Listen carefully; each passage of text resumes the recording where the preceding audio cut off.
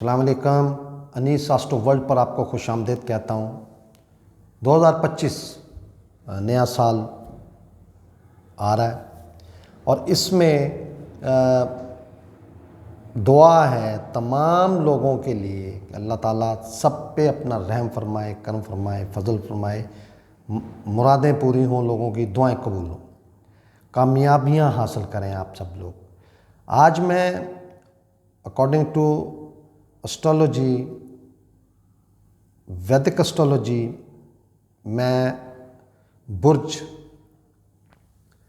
जोज़ा के जायचा वाले, जेमिनी असेंडेंट चार्ट वाले, मिथुन राशि लगन की कुंडली वाले, उनके लिए साल 2025 कैसा रहेगा वो बताऊंगा।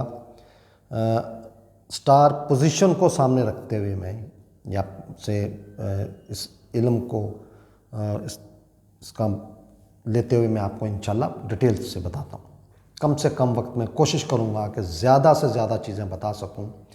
मौजूदा वक्त 2024 पूरा साल आपके चार्ट में स्टार पोजीशन तकरीबन एक जैसी रही। इसमें हर कुंडली में 4 स्टार्स ऐसे होते हैं जिनमें सबसे पहले शनि, जिसे जोहल कहते हैं, सैटर्न कहते हैं, वो तकरीबन 2.5 साल 30 से 32 महीने एक बुर्ज में, एक राशि में, एक ज़ोडिएक हाउस में रहता है। उसके बाद राहु, वो तकरीबन 18 महीने एक बुर्ज, एक राशि, एक ज़ोडिएक हाउस में रहता है। उसके बाद मुश्तरी, जुपिटर या जिसे गुरु कहा जाता है, बृहस्पति कहा जाता है, वो तकरीबन 1 साल से 13 महीने एक बुर्ज, एक राशि या एक ज़ोडिएक हाउस में रहता है।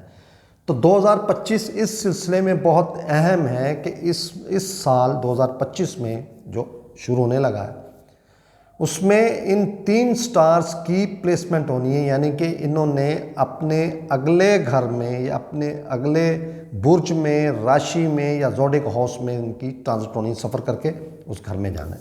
सबसे पहले 30 मार्च 2025 को शनि, जिसे जोहल कहा जाता है, जिसे सैटर्न कहा जाता है, उसकी प्लेसमेंट होगी। मौजूदा आपके चार्ट में वो आपकी कुंडली जायचा चार्ट के 9वें घर में, जो कि भाग्य का घर होता है, मुकद्दर किस्मत का, वालिद का, मज़हब से लगाव का घर होता है, वहाँ मौजूद था। ये अप्रैल 2022 से इस घर में मौजूद है, इसकी प्लेसमेंट होगी और ये आपकी कुंडली जायचा के 10वें घर में, जो प्रोफेशन का घर है, वहाँ पे जाएगा। आपका 9th हाउस लॉर्ड या 9वें घर का मालिक आपके प्रोफेशन में जाएगा। ये त्रिकोण घर का मालिक केंद्र में जाएगा, आखिरी केंद्र में। लास्ट त्रिकोण का लॉर्ड मालिक लास्ट केंद्र घर में जाएगा। अकॉर्डिंग टू वैदिक एस्ट्रोलॉजी एक बहुत बड़ा राजयोग बनता है, बहुत बड़ा राजयोग बनता है प्रोफेशन के मामले में। आउट क्लास प्लेसमेंट होने लगी ये वाली 2025 में बुर्ज जोज़ा वालों के लिए, जेमिनी वालों के लिए और मिथुन राशि वालों के लिए। इसके बाद जुपिटर मौजूदा वक्त में ये आपकी कुंडली जायचा के 12वें घर में मौजूद है और ये 15 मई 2025 को आपके लगन में, आपके फर्स्ट हाउस में बैठेगा। ये आपकी कुंडली के केंद्र घरों का मालिक है, आपके प्रोफेशन का भी मालिक है, आपके पार्टनरशिप का भी मालिक। कुंडली के घरों की बात कर रहा हूँ, जायचे के घरों की, चार्ट के घरों की बात कर रहा हूँ। ये उसका लॉर्ड है और ये केंद्र और जो लगन होता है वो केंद्र भी होता है और त्रिकोण घर भी होता है। पहला केंद्र घर भी यही है, पहला त्रिकोण घर भी यही है। तो ये वहाँ पर जब इसकी प्लेसमेंट होगी, प्रोफेशन में ऑलरेडी आपके मुकद्दर का मालिक मौजूद, भाग्य का मालिक मौजूद, सैटर्न शनि, और पर्सनैलिटी में आपके प्रोफेशन का लॉर्ड आपके पार्टनरशिप का लॉर्ड मौजूद, बहुत आउट क्लास प्लेसमेंट होने लगी आपके प्रोफेशन के मामले में, आपकी पर्सनैलिटी के मामले में। इसके अलावा ये 15 मई 2025 को ये यहाँ पे आदिपति योग बना के बैठेगा। बहुत आउट क्लास योग है, बहुत आउट क्लास योग है। तो मजबूत घरों का मालिक आपकी पर्सनैलिटी पे मौजूद होगा।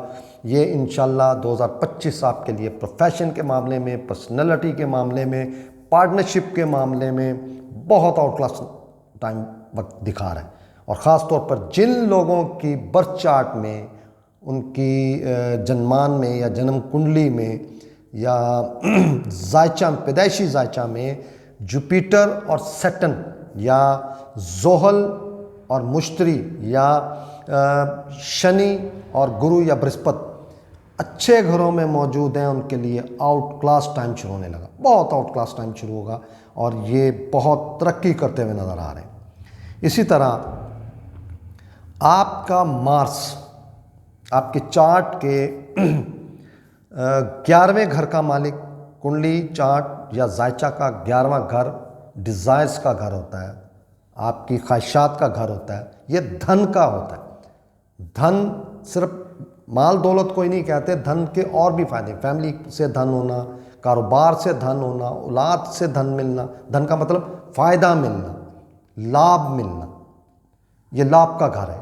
तो ये लाभ का घर लॉर्ड और आपकी कंपटीशन का लॉर्ड, मुलाजमत का लॉर्ड, लिटिगेशन का, कर्जे का, बड़ी बीमारियों का लॉर्ड, जो कि मौजूदा वक्त में ये डेबिलिटेटेड है, जिसे नीच कहा जाता है या फ़कीर हालत कहा जाता है। और ये 21 जनवरी 2025 को ये आपकी पर्सनैलिटी पे मौजूद होगा। अकॉर्डिंग टू वैदिक एस्ट्रोलॉजी बहुत बड़ा राजयोग बनेगा ये भी। ये मार्च के बाद या अप्रैल के बाद जो योग मैंने आपको बताए, उससे पहले ये में जनवरी में जो बन रहा है, बहुत आउट क्लास ये एक मरतबा फिर बनेगा योग यहाँ पे। उसके बाद ये 3 अप्रैल 2025 को एक मरतबा फिर आपके कुंडली जायचा के दूसरे घर में जाएगा, नीच हालत में आ जाएगा। आपका फाइनेंस, आपकी फैमिली इम्प्रूव होती हुई नज़र आ रही है। बहुत ज़्यादा धन मिलने के इम्कानात नज़र आए, वक्त ये निशानदेही कर रहा है according to Vedic astrology, according to star position. उसके बाद ये 7 जून 2025 को ये आपकी कुंडली आपके जायचा, आपके चार्ट के तीसरे घर में चला जाएगा, जो इसका अपना कारक घर है। मेहनत बढ़ा देगा, अनथक मेहनत आप करेंगे और फ़ायदा उठाएंगे इंशाल्लाह। पूरी कुंडली, पूरा जायचा का जो मैंने निचोड़ निकाला वो आपको बता दिया। बाकी ट्रांजिट जो होती है सूरज की, चंद्र की, सूरज, वीनस या जिसे शुक्र कहते हैं या जोहरा कहा जाता है, अतारत जिसे बुध कहते हैं या मरकरी कहते हैं, ये तकरीबन 1 महीने में 28 दिन में 27 दिन में इनका एक बुर्ज में या एक ज़ोडिक हाउस में या एक राशि में इनका सफ़र मुकम्मल हो जाता है। ये पूरा साल ये पूरी कुंडली में मुख्तलिफ घरों में सफ़र करते हुए नज़र आएंगे। उनसे रिज़ल्ट्स ऊपर नीचे होते रहते हैं, लेकिन ये मेन स्टार्स 3 मैंने आपको बताए जिनसे कुंडली का असल फल दिखाई देता है। इसके बाद एक नाकस तरीन टाइम शुरू होगा जो हर कुंडली, हर जायचा, हर चार्ट वाले के लिए मार्च 2025 से 20 मई 2025 ये एक नाकस टाइम की निशानदेही कर रहा है, क्योंकि सैटर्न आगे की तरफ सफ़र करता है, एंटी क्लॉक सफ़र करता है, और राहु जो कि क्लॉक वाइज सफ़र करता है। तो मौजूदा वक्त में आपके कुंडली जायचा के 10वें घर में राहु मौजूद है, पिछले 1.5 साल से मौजूद है, 1 साल से ऊपर हो गया इसको। और ये सफ़र करता हुआ आपके कुंडली या जायचा के 9वें घर की तरफ आएगा, और सैटर्न 9वें घर से आपकी कुंडली जायचा के 10वें की तरफ जाए। दोनों पापी गिरा इन दोनों का आपस में डिग्री वाइज आपस ये करीब आ रहे हैं, और ये जो जो करीब आते जाएंगे मामला सख्त होते हुए जाएंगे, होने के इम्कानात हो जाते हैं। ये परेशानियाँ, हर्डल्स, तकलीफ़ें, बुरी खबर, नुकसानात, कुछ तरह के मामलात खुदा न खास्ता होने के इम्कानात बढ़ जाते हैं। और ये 30 मार्च से 15 या 20 मई तक ये सिचुएशन रहेगी। उसके बाद इंशाल्लाह मैंने आपको मई 2025 से आगे बेहतरीन टाइम की निशानदही बता दी। इस साल 2 सूरज ग्रहण लगेंगे, 2 चांद ग्रहण लगेंगे। 14 मार्च 2025 को चांद ग्रहण लगेगा और 7 सितंबर 2025 को फिर चांद ग्रहण लगेगा। इसी तरह 29 मार्च 2025 को सूरज ग्रहण लगेगा और फिर दोबारा ये 21 सितंबर 2025 को ग्रहण लगेगा। इनमें एक ग्रहण एशिया में, पाकिस्तान में या हमारे पड़ोसी जो ममालिक हैं उनमें नज़र आएगा, बाकी ये ग्रहण हमारे यहाँ नज़र नहीं आएंगे। मैंने कोशिश की है कम से कम वक्त में according to the star position आपको बेहतरीन तरीके से बता सकूं, समझा सकूं। बहुत शुक्रिया। अस्सलाम वालेकुम जी।